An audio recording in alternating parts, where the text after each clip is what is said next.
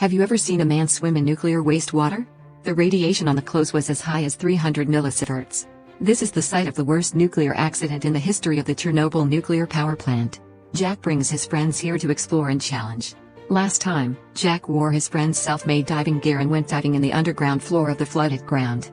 After the end of the expedition, I didn't feel enough addiction, and then I skated out with my friends dragging the skin. I don't know whether it was because of nuclear radiation. Jack's leg became weak and fell down, but fortunately he didn't break his leg. After some twists and turns, they came to Chernobyl.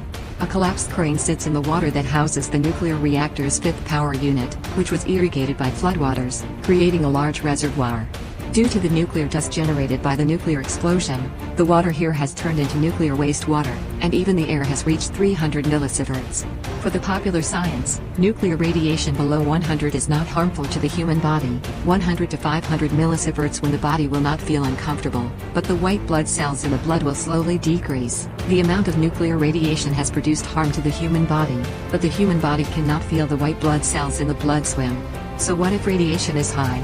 Jack is still going to explore the fourth power unit and the source of the explosion, where the radiation level is about 600 MSV. Jack's good friend Mike sang a song for him. Because of the leak of the kayak, he had to plug the leak with his hand.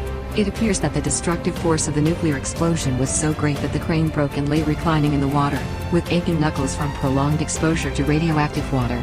A huge transformer, possibly 300 kilowatts, sits in the middle of the reservoir, roasted by the radioactive water.